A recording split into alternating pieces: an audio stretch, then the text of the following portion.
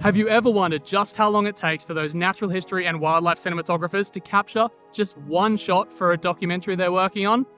Well, it's day 4 and we still haven't captured a single second of usable footage. Welcome back, guys. My name's Tom Park and I'm an underwater and wildlife cinematographer. Through this channel, we're discussing things like filmmaking and cinematography, and hopefully I can teach you a couple things that I've learned over the last 10 years working as an underwater and wildlife cinematographer. If you're into that sort of thing, subscribe for more, and let me know down below what sort of thing you shoot. It's great to talk about this stuff, as no matter where you are in your personal journey, you're not alone. Anyways, right now we are on Heron Island, and as you can see behind me, there's actually a large set of turtle tracks running down to the ocean. And just over there, out of frame, is a large adult turtle who's likely resting after having mated. Of course, we weren't here because we were lugging this trolley around the island looking for something like this. But yeah, it is day 4 and we still haven't captured our shot. The shot we're looking for is a scene of turtles mating, which is the last scene we need to complete our documentary on the life cycle of sea turtles.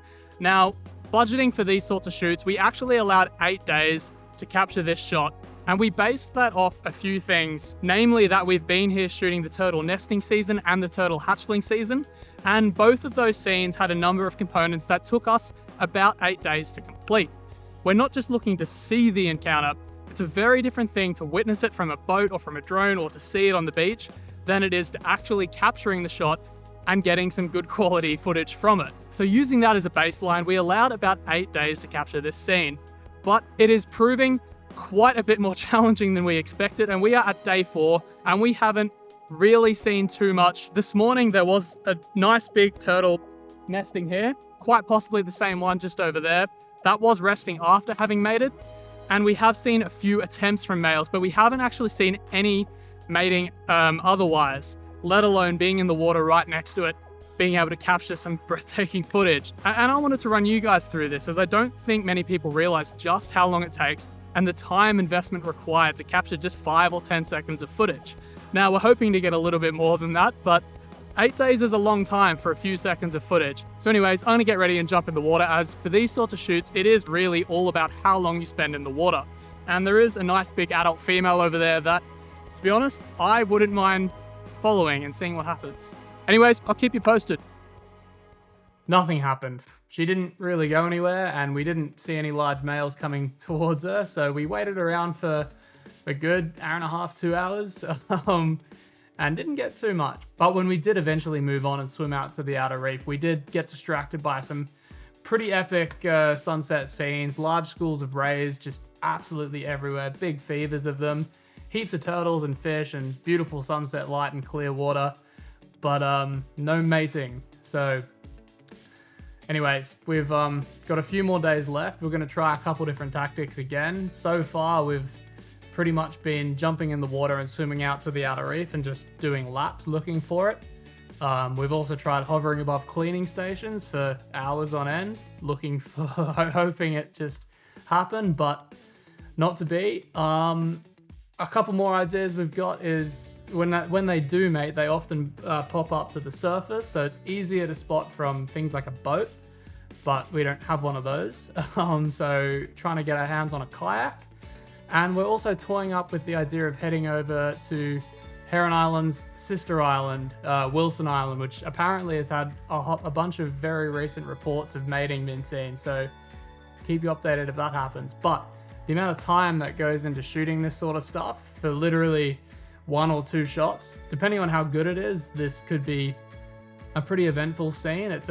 When they mate, it's quite a full-on process that can involve up to, 5, 6 male turtles all trying to like fight over one female in a pretty full-on fight sequence. Yeah, depending on what we get, it's hours and hours and hours hunting 1 or 2 shots. But it'll make the difference when we get it. Anyways, we're off to dinner, so getting up at 4:20 tomorrow for a sunrise again. Fingers crossed. So it is now day 6, and it's been 2 days since I jumped on here to chat to you guys, and we have had some beautiful conditions. We've had such glassy sunrise and sunset mornings and afternoons to film in, and there has been so much wildlife, from massive schools of fish, huge fevers of stingrays, sharks, heaps of turtles, quite a lot of adult male turtles, but not too many females around. And it has been just unbelievable. The clarity and the wildlife and the reef have been so on point the last couple days, but we still haven't captured our shot, which is a little scary given that it's been 6 days and we only have 2 days left. And I think that all comes back to this notion that when we jump in the water, it's so easy just to film, you know, amazing wildlife and beautiful reefs, as we've had that almost every single day. And the last 2 days particularly have been magic.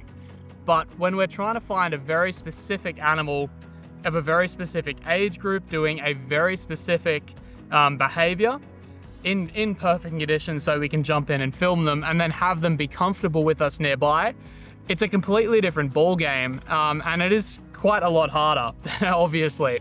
Now, we've been planning for this for probably the last 2 months. We've been chatting to the marine biologists on the island who study these animals and know their movements. They know roughly the dates that they probably mate, as well as, you know, where they go in high tide, where they go in low tide, what sort of behaviors they exhibit at different times of day, be that sunset, midday, low tide, high tide, all the rest of it. Trying to assimilate all of those factors together to pick our perfect date range and date spot. A lot has gone into making this scene work, and it is day 6, and we've got a massive, beautiful footage, but not the scene we're looking for. So today, we have moved over to the beautiful Wilson Island, which is Heron Island's sister island, as we've been chatting to the marine biologist who lives here, and they have reported seeing quite a few mating turtles over the last 2 or 3 days. So they're here for sure, and they've had some regular reports come in. So it's our hope that today's the day, and we have 2 more days here before we have to go home. So anyways, with that said, I'm gonna stop talking and get up and jump in the water and try and find some of these guys. See you soon.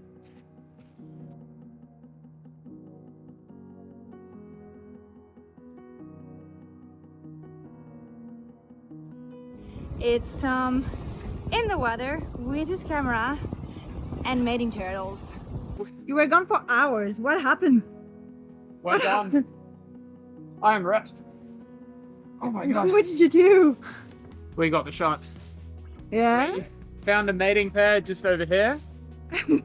And that mating pair swam, I can't even talk, I'm done. Led me all the way around the island. And we found a second mating pair. And they swam out into deeper water way over that side of the island, where we found a third mating pair, which was just a full-on orgy in clear water, deep water. There were turtles everywhere. Males trying to steal the female off each other.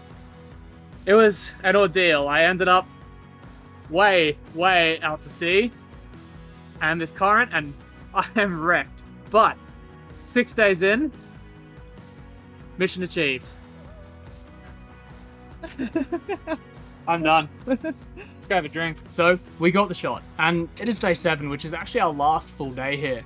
And it is a huge relief to know that after almost 2 months of planning, putting everything together, that it has all worked out, and the footage in our scene is so much better than anything I could have hoped for, and way better than my wildest imagination, which is incredible to know that after all this work, it's paid off.